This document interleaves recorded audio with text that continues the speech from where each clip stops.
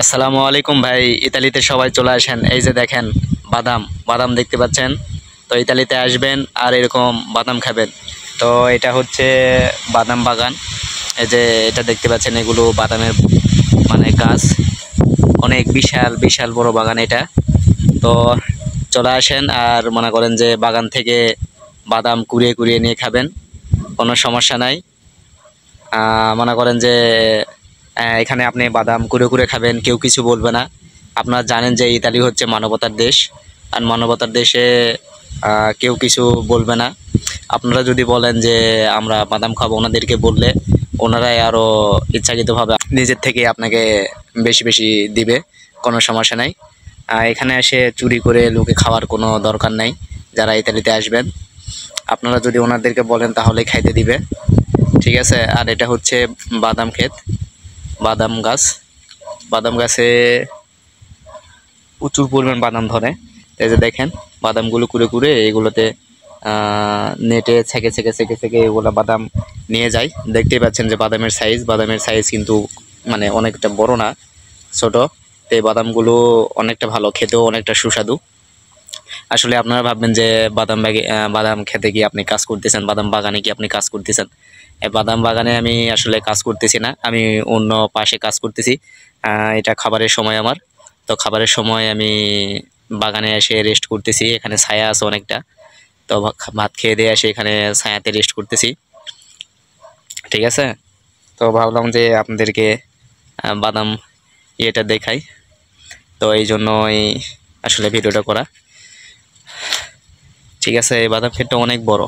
আর বাদামের মানে সিজনটা আসলে শেষের দিকে, বাদাম শেষের দিকে হয়ে গেছে। বাদাম এগুলো করে কুড়ে কুড়ে নিয়ে চলে যায়। বাদামগুলো গাছ থেকে পারে না, যেহেতু ছোট বাদাম দেখতেই পাচ্ছেন। এই যে বাদামগুলো কিন্তু অনেক ছোট। তো এই ছোট বাদামগুলো গাছ থেকে পারার সমস্যা হয়, গাছগুলো অনেকটা বড় আছে। তো এই জন্য এই বাদামগুলো যখন খসে পড়ে যায় তখন আসলে এই বাদামগুলো তারা কুড়ে নিয়ে ঝাড়ু দিয়ে করে নিয়ে নেট দিয়ে তারা থেকে ময়লাগুলো ফেলে দিয়ে পরিষ্কার করে নিয়ে যায়। তো বিশেষ করে বাঙালিদেরকে এগুলো বাদাম খেতে অনেকটাই কম নেয়। ইতালিয়ান মেয়েরা, ইতালিয়ান ছেলেরা এগুলোতে বেশি কাজ করে, ঠিক আছে।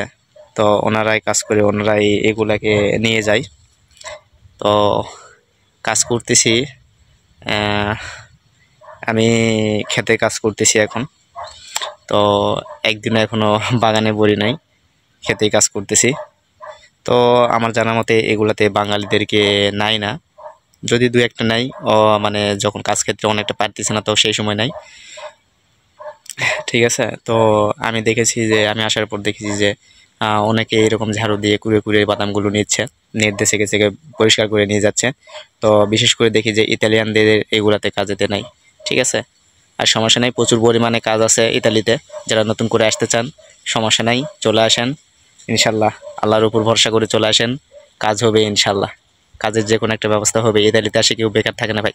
কারো যদি কাজ করার ইচ্ছে থাকে আর সে যদি পরিশ্রমী হয় তাহলে তার কাজের অভাব হবে না, সে টাকা ইনকাম করতে পারবে প্রচুর পরিমাণ ইনশাল্লাহ।